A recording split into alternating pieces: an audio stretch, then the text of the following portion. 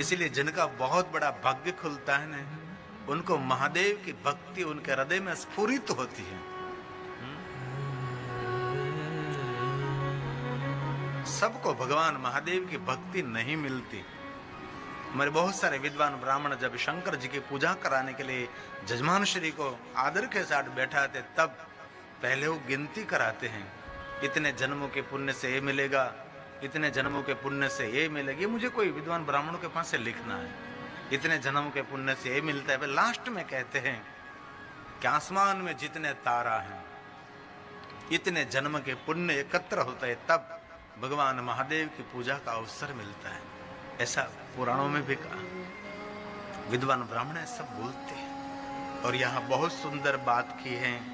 राजा चंद्रसेन जो उज्जैन नगर का राजा था और महाकालेश्वर का परम भक्त था, और इतनी महादेव की भक्ति की, इतनी महादेव की भक्ति उसने की, और इस राजा की शिव भक्ति के फलस्वरूप कौन प्रजा और कौन राजा मालूम नहीं पड़ता था। इतने सबको, पूरे राज्य को इतनी संपत्ति, सुख, सुविधा, नगर की जाहो जलाली, कोई कमी नहीं रहती थी। ये राजा चंद्रसेन की शिव भक्ति देखकर श्रीकर नामना गोवाला ने प्रेरणा ली। दूसरे की शिव भक्ति देखकर कभी कभी हम प्रेरित हो जाते हैं।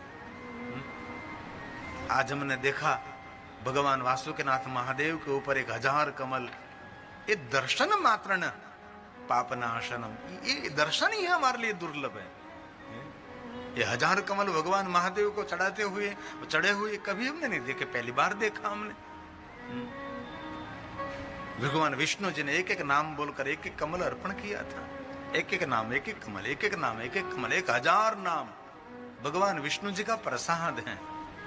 और शंकर जी ने कहा है कि हे विष्णु सुनो, आपने जो मेरे नाम का भजन के 1000 नाम बोलकर कोई मेरी पूजा करेंगे, उनको सपने में भी कोई दुख नहीं मिलेगा। ये 1000 कमलों की महिमा है। भगवान महादेव को कमल पुष्प अर्पण करने से, शंख पुष्प अर्पण करने से, और भगवान महादेव जी को बिल्व पत्र अर्पण करने से लक्ष्मी कामोर्चे शिवम, भगवान महादेव जी लक्ष्मी कामना की पूर्ति करते हैं। कैसी लक्ष्मी? शिवम, परिवार का मंगल, परिवार का शुभ करने वाली लक्ष्मी। भगवान महादेव को बिल्वपत्र, कमल पुष्प, शंख पुष्प, शतपत्र भगवान महादेव को चढ़ाने से ऐसी लक्ष्मी मिलेगी जो सुंदर श्रेष्ठ विचार वाली लक्ष्मी हो, सुंदर मार्गदर्शन करने वाली लक्ष्मी हो, सारे श्रेष्ठ कार्यों में समर्पित होने वाली लक्ष्मी शिवम, पूरे परिवार का शुभ और मंगल करने वाली कल्याणकारी लक्ष्मी मिलेगी। जो कोई मनुष्य भगवान महादेव को कमल पुष्प, बिल्वपत्र, शंख पुष्प, शतपत्र भगवान शंकर जी को अर्पण करेंगे, उनके लिए ब्रह्मा जी ने वचन दिया है, नारद जी को कहा। ये सभी बातें शिव महापुराण ग्रंथ की हैं।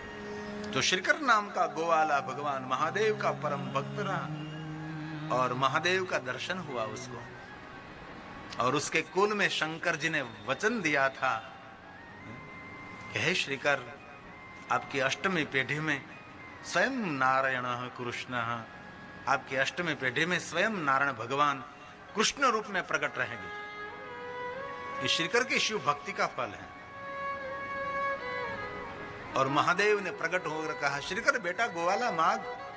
गोवाला ने कहा, प्रभु बस आपका जन्म मेरे कुल में होना चाहिए।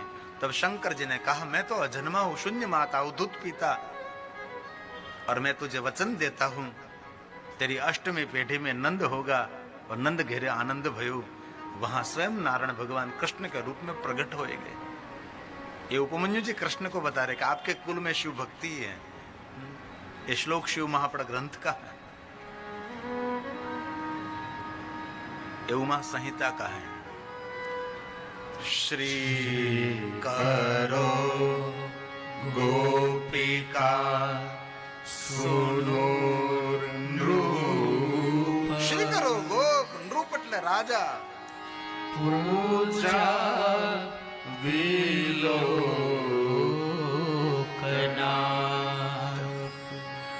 જાત ભક્તિર મહાદેવે, परमां सिद्धि माप्तवा। भगवान महादेव की भक्ति करते हुए राजा चंद्रसेन ने बड़ी सिद्धि को हासिल किया। श्रीकर ने भगवान को प्राप्त किया, महादेव का दर्शन किया। यही श्रीकर ने हनुमान जी महाराज का दर्शन किया। पूरे राज दरबार में सबको हनुमान जी का दर्शन कराया। ये श्रीकर की शिव भक्ति, श्रीकर की हनुमान जी की भक्ति श्रेष्ठ मानी जाती है। ऐसी बहुत सारी कथा शिव महापुराण में है। और ये सभी कथा, सभी चरित्र उपमन्यु भगवान कृष्ण जी को कह रहे हैं। कितनी सुंदर शिव महापुराण में कथा है। कहा उपमन्यु ने, हे श्री कृष्ण, सिमनवंती रानी का पति चित्रांग नामक राजपूत यमुना में डूबकर उसकी मृत्यु हुई थी। और भगवान महादेव के भक्ति के स्वरूप भगवान शंकर जी ने पुत्र को जीवित दिया। वो भी कथा है। जैसे घुष्मा नाम की महिला का पुत्र भी सरोवर में डूब गया था और भगवान शंकर जी ने उनकी पुकार मात्र से पुत्र को जीवित दिया है। यहाँ भी ये भक्ति का वर्णन है। जो भगवान शंकर जी की परम भक्त हुई चित्रांग राजा की पत्नी सिमनवंती, और यमुना नदी में वो डूब गया। तो एक बात और याद रखिए, कभी भी आप गोकुल मथुरा वृंदावन की यात्रा करो तो गोकुल मथुरा वृंदावन की यात्रा का पुण्य भूतनाथ महादेव के दर्शन से मिलता है। गोकुल मथुरा वृंदावन पहुंचे और जो भूतनाथ महादेव के दरबार में आपने हाजिरी नहीं लगाई तो पुण्य अधूरा रहता है। और एक दूसरी बात, कोई केदारेश्वर महादेव न पहुंच सके हिमालय पहाड़ पर, तो वृंदावन के पास, गोकुल मथुरा के पास जो भूतनाथ महादेव है, उनके दर्शन करने से भगवान केदारेश्वर के दर्शन का फल मिलता है।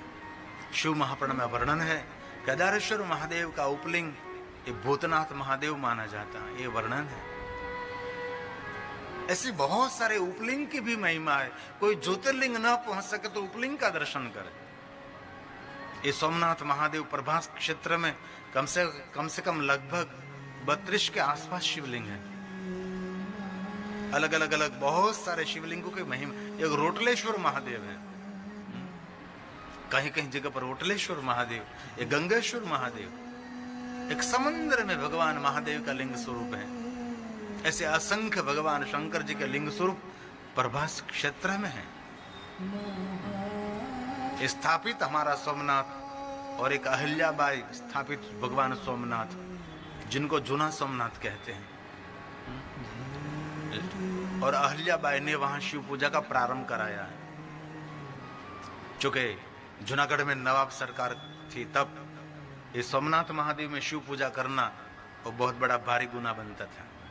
वहां प्रभा क्षेत्र में कोई शिव की पूजा नहीं कर सकते थे, इतना सब कुछ विसर्जन कर दिया था। तब बहुत समय बाद अहिल्याबाई होलकर, जो महाराष्ट्र में परम शिव भक्त हुई, महेश्वर जी ने राजधानी स्थापित की और वहां सोमनाथ पहुंची। मां अहिल्याबाई परम शिव भक्त, उसने देखा कि ये तो प्रथम ज्योतिर्लिंग, उनकी ये हालत है। यहां तो कोई अस्तित्व भी नहीं, शिवलिंग का, कोई मंदिर का कोई अस्तित्व नहीं। तब सबने इतिहास कहा कि यहाँ मंदिर बनते हो टूट जाते, बनते टूट जाते।